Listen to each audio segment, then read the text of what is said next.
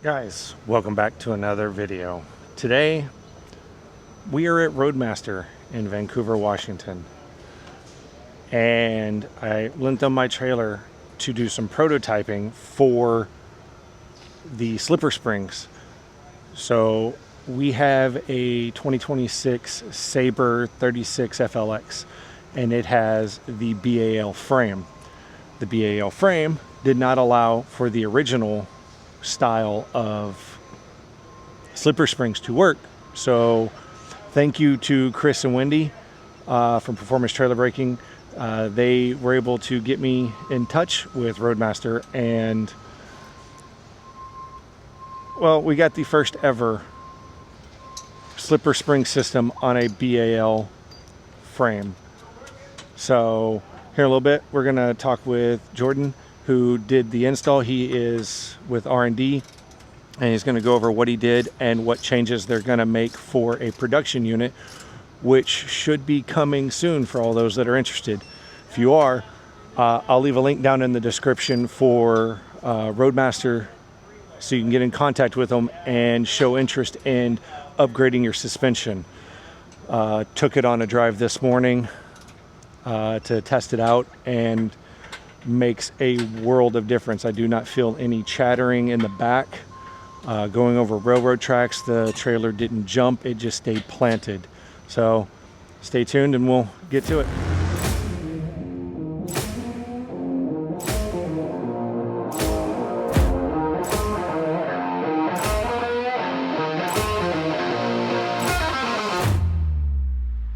Meet Jordan. He is one of the R&D guys over here at Roadmaster. He's the one that I've been in contact with for the slipper spring system. So Jordan, what'd you do?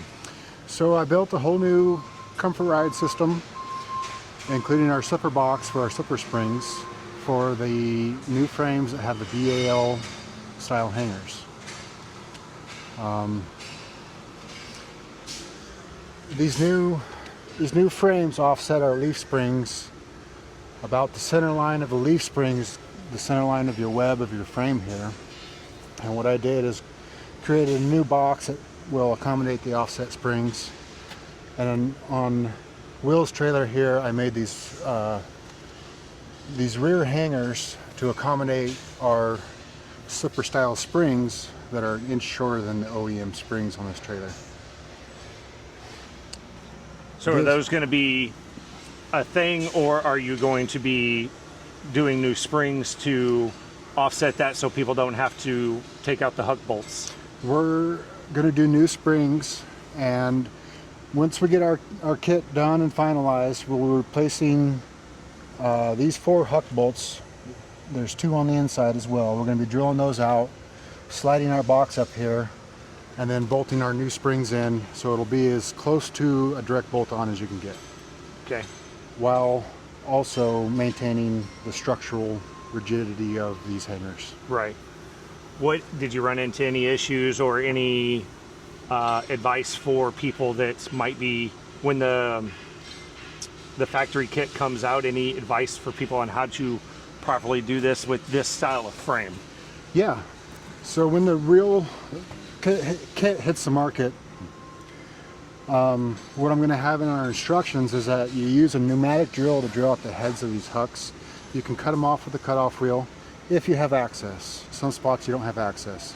So what I'm going to tell our customers to do is use a pneumatic drill and their floor jack, and put their drill on top of their jack and jack it up, so you don't have to try to drill overhead huck bolts.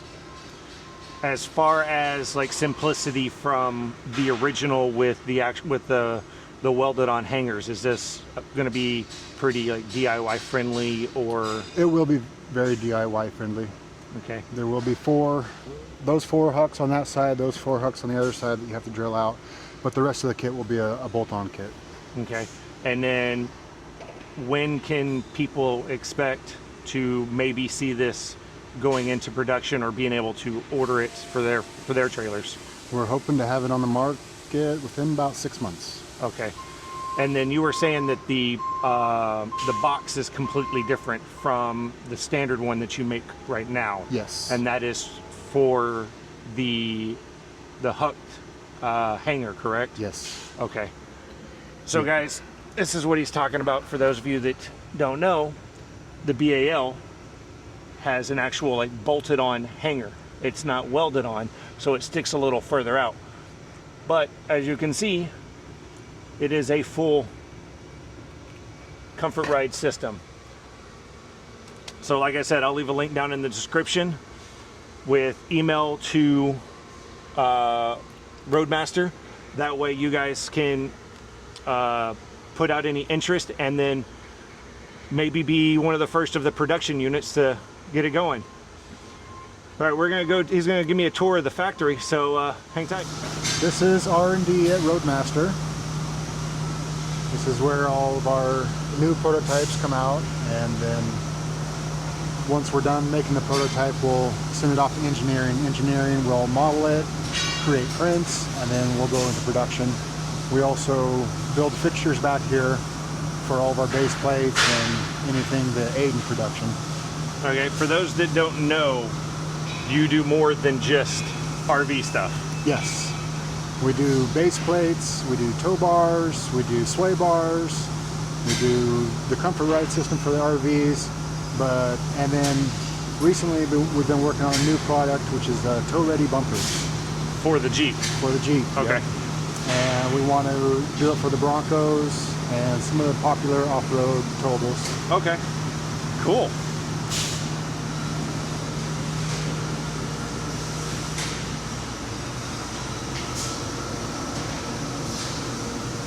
So all of your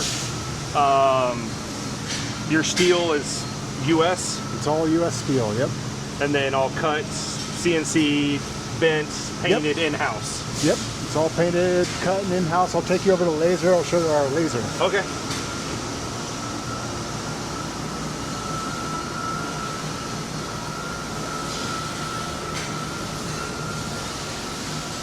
So you were saying earlier that the springs are the only thing that you guys, minus the shocks of course, get out of India.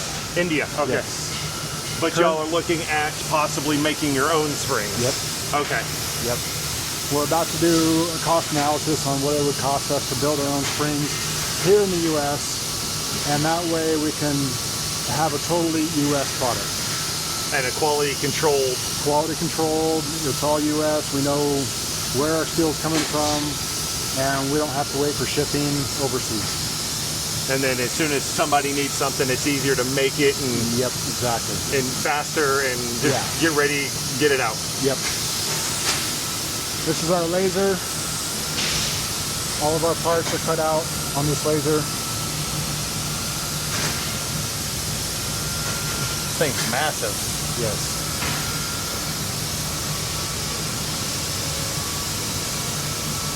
Every guy's dream right here. Right? These racks are where we store all the fixtures for all of our base plates. When we need to do a run of base plates, we will pull a fixture down, pull the prototype out of the fixture, and then build our production base plates off the fixture. Okay.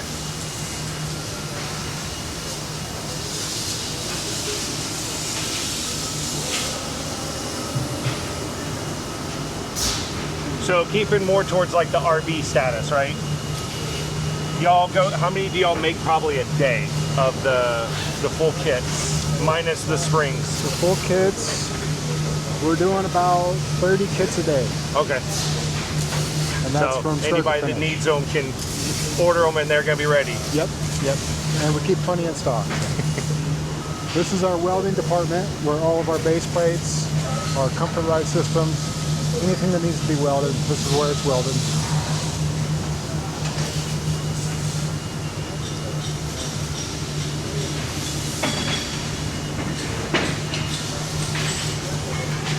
This is our tool and die department where we make all of our own tooling and dies.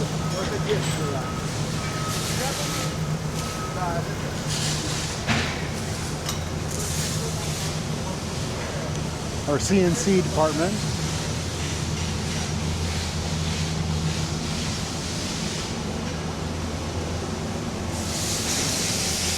This is where we make the arms for the tow bars, collars for the tow bars, and we do a lot of outside work for a lot of companies around here in our CNC department.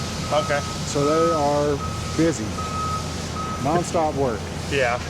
It's never a bad thing. No, it's not. It's a great thing.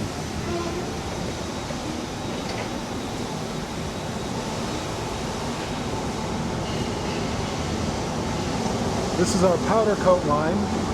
All of our products get powder coated. We have the blasters back there in the back of the building. After they go through blast, they go through grind, and then they go get hung on the powder coating line. And looks like they're doing black this morning. We typically do black, silver vein, and blue. Okay. Red once in a while. So if somebody wanted a custom comfort box, they could talk to you and make it happen. Yeah, I mean, we're always open to doing custom stuff, so I just don't think we've had a custom request for a comfort ride system yet. But knowing that it's out there is a good thing. It's available. We have some finished base plates here.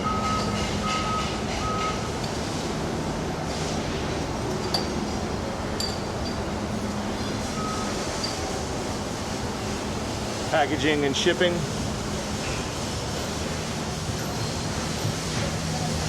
This is our tow bar assembly area. We have the silver vein on our Nighthawk tow bars. And then we also have our Liberty tow bars, so the red, white, and blue. We have some over here on the table you can take a look at.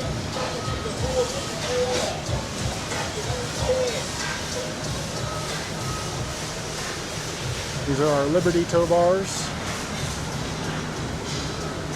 And these will be the Nighthawk tow bars. Hey, Liberty's nice. Yeah, we just came out with it for the 250th anniversary of America. Yeah.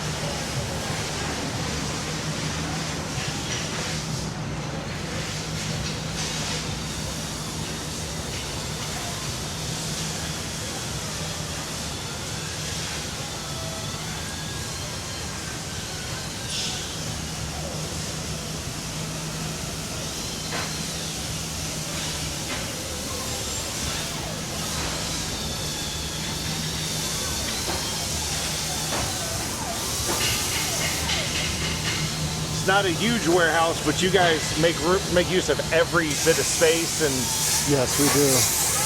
That is our sandblaster. It's actually down currently. It's been down last week, and then we're hoping to get it going this week. But we have a little bit of a backup here in blast. But yeah, once they get it going, they'll power through everything. And gotta love that one thing that stops everything. right. And this is our sway bar packing area.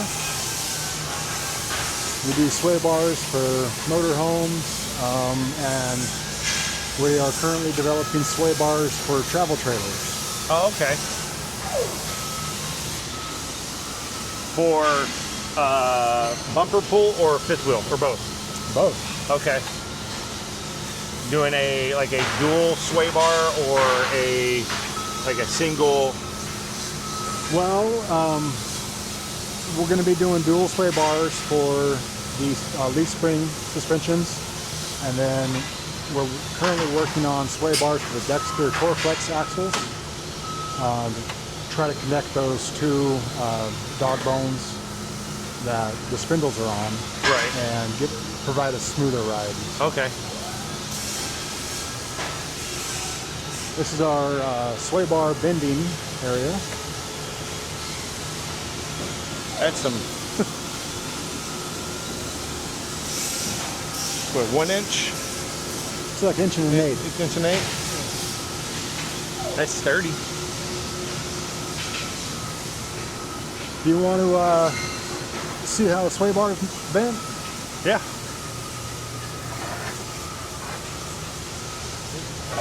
Stay behind that line. Stay behind that line.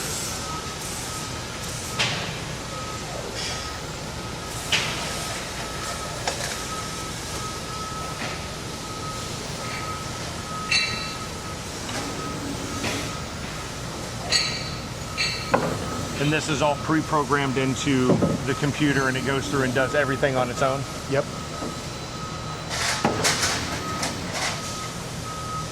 And this is 2-inch?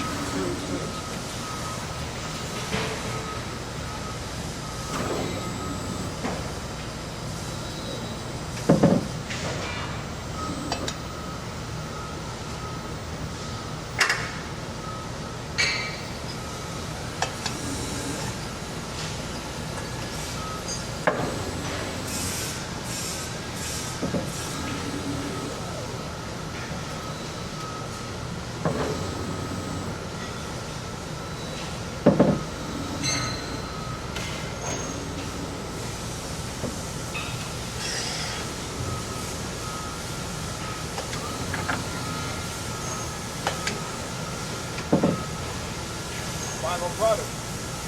Perfect. Thank you. Yeah, no problem. Thank you. A little tiny camel.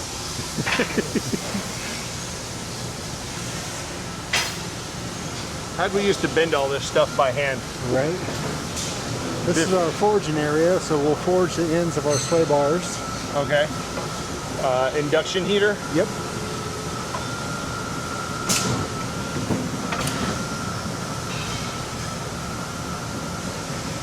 It's nice and cozy over here during this summer.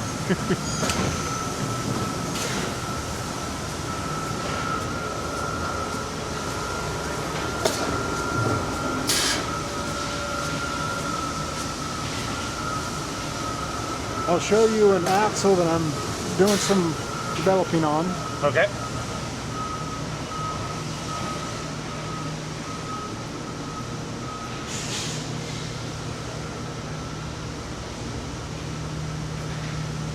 I'm currently waiting on U-bolts for this thing, but these Dexter Torflex axles, we are developing sway bars for them. This is just kind of something I threw together just to get some ideas going. Proof of concept? Yeah. We installed one sway bar on a customer's trailer. It was a single axle, and it had kind of a lift on it. It's kind of an off-roading trailer. Right. And they said it would thrash violently in wind, and we put a sway bar on it for them, and they said it made a huge difference. They feel confident towing through the gorge now with the sway bar on it. Right. It took all of the top wag out of the trailer, and Which would work well for, you know, a lot of fifth wheels, seeing how they are yeah, kites. yeah, exactly. So we're in the process of developing sway bars for all trailers, Okay. and it's slow going right now just because I'm so busy with base plates and new designs for our towing stuff. But this is kind of put on the back burner for now, but there will be coming out on the market soon.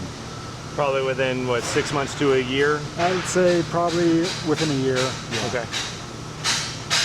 So everybody can be on the lookout for that. Yeah. These are our parts for our tow-ready bumpers. So the bumper is going to be pretty much a cover. You will have a towing apparatus, clevis sticking through here. You will hook your tow bar straight up to there, and then we tie into the frame with these plates, so you're not towing off your bumper. You're towing off the frame. Like you should. Like you should. So we are currently developing this right now. It's in engineering right now, and they're working their magic, and they're going to give me some parts. Making sure the numbers are good as far as Yeah, they can do. strength. So engineering is taking what I built, and they're making it a lot more production friendly, so they can format most of it, and Okay. there will be very little welding in it actually at all. Okay. So they are working on that right now, and they're supposed to be getting me some parts here soon, and they're going to form them up, and I'm going to put them together and make sure everything works. Okay.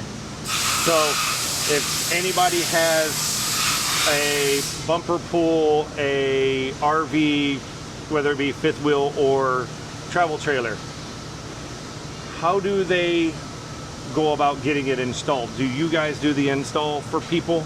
We do. Our install department is right there. And they can call, say, hey, I want this base plate on my flat towable vehicle.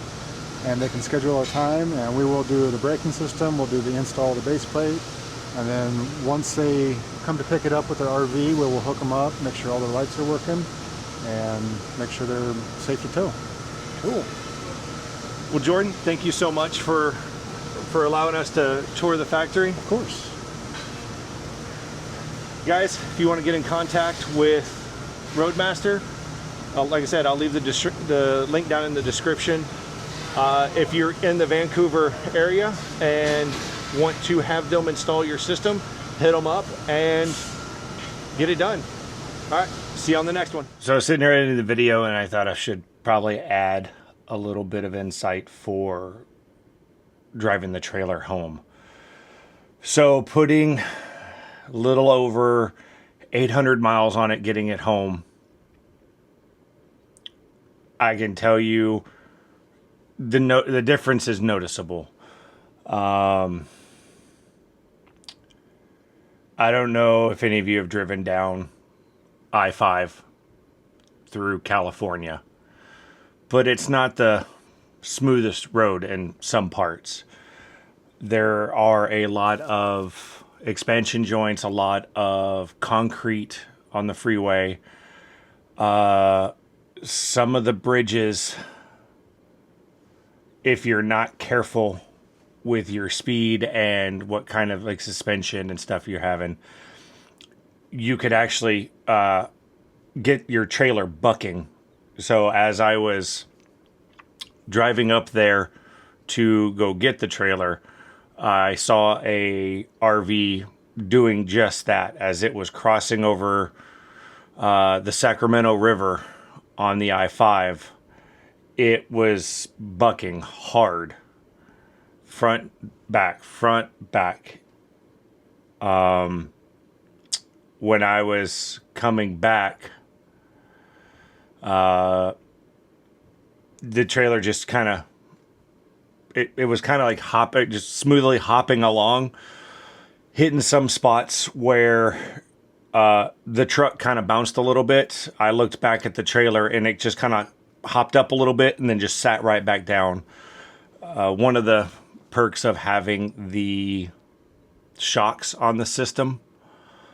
The reason I went with Roadmaster was Chris and Wendy were able to link me up with them before I had switched over and did the suspension upgrade and the brakes upgrade. I had reached out to Lippert to see if I could do the TCS, and worked with them, and they said that the TCS system would not work with the BAL frame at all, period, full stop. I did ask if they had planned to look into seeing how to make it work, if it could ever work, and they told me basically they're not gonna mess with it. So I decided to do the Roadmaster, and from the last video, you know that the Roadmaster wouldn't work because of the hangers, like it was explained earlier in the video. So thank you to Roadmaster, to Glenda, to Jordan for your help. Hopefully you guys found this video informational and you guys are interested in upgrading your suspension. If so, I recommend contacting Roadmaster.